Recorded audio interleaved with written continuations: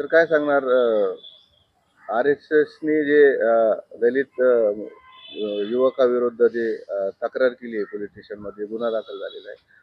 त्याच्यात निश्चितार्थ मोठा 24 तारखेला मोर्चा निघणार आहे RSS कार्यालयावर. का याच्याकडे कसं बघताय?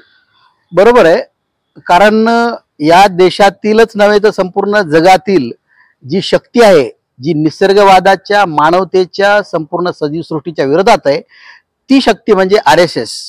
आणि या RSSला आमच्या देशातील प्रशासकीय सत्ताधाऱ्यांनी, राजकारण्यांनी अनरजिस्टर्ड संस्था असताना सुद्धा आपल्या राजाश्रयाच्या माध्यमातून तिला आश्रय दिलेला आहे.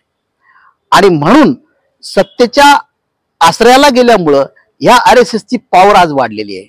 आणि वाढलेली पॉवर त्यांना एवढा अहंकार आणि माज आलेला आहे की त्यांना सत्य असत्य खरं खोटं काहीही पारख नाही.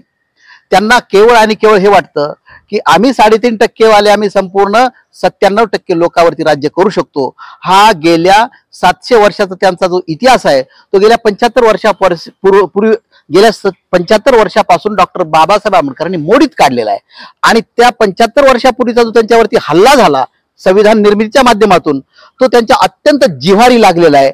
आणि त्यामुळेच आज त्यांना 2014 पासून थोडीशी सवलत या ठिकाणी मिळाली राजाश्रयाच्या माध्यमातून. या भाजपच्या आणि या मोदी सरकारच्या आणि सगळ्यांच्या केंद्र सरकारमध्ये त्यांनी EVMच्या बळावरती केंद्रात बसले आणि महाराष्ट्रातही बसले. या सगळ्यांच्या माध्यमातून त्यांना जोर चढलेला आहे. आणि त्या माझाच्या माध्यमातून त्यांनी RSSची नोंदणी, त्या सदस्य नोंदणी त्यांनी कॉलेजच्या इंजिनिअरिंग कॉलेजच्या गेटवर केली.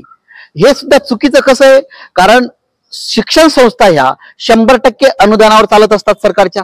आणि सरकारच्या तिजोरीमधून चालणाऱ्या शिक्षण संस्थेच्या मध्ये किंवा समोर सुद्धा 100 मीटरच्या आतमध्ये कुठल्याही संस्थेला किंवा कुठल्याही मादक पदार्थाच्या विक्रीला किंवा त्या ठिकाणी सवलती देता येत नाही. आणि मादक पदार्थाची विक्री ज्या पद्धतीने आहे त्याच्यापेक्षा घातक पदार्थाची नशा आणणारी ही RSS संस्था आहे. म्हणून तिनं त्या गेटच्या मध्ये सुद्धा येऊ नये, गेटच्या समोर सुद्धा येऊ नये, तिथं सदस्य नोंदणी करू नये. यासाठी आदरणीय आमचे विजय वाहुळ साहेब आणि राहुल मकासरे साहेबांनी त्या ठिकाणी विरोध केला. परंतु गृहमंत्री हा फसवणीस या राज्याचा आणि देशाचाही गृहमंत्री अमित शहा ही दोघेही RSS वादी असल्यामुळं त्यांनी या दोघांवरती गुन्हे दाखल केलेले आहेत. आणि त्या पोलिसांमध्ये गुन्हे दाखल केल्यामुळं बघा, सर्वोच्च न्यायालयाला सुपोर्ट देण्याचा अधिकार आहे, घेण्याचा अधिकार आहे, परंतु पोलीस प्रशासनाला स्वतःहून त्यांनी दखल घेणं, कुणावर जर अन्याय झाला असेल तर. इथं अन्याय नाही, अन्याय करत आहेत आणि अन्याय करतात या ठिकाणी पोलिसांमध्ये गुन्हा नोंदवून समोरच्यावर अन्याय करतोय.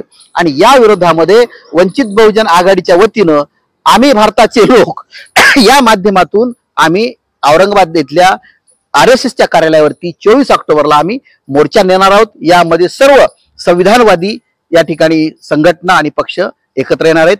आणि RSSला केवळ मोर्चा काढून जाबच विचारण्याचा नाही, तर या माध्यमातून पुढील रणनीती ठरवून या RSSला कशा पद्धतीनं प्रत्युत्तर देता येईल याचा विचार होणार आहे. आपलं नाव? अनंत केरबाजी भवरे, संविधान विश्लेषक, छत्रपती संभाजीनगर, औरंगाबाद. नमस्कार.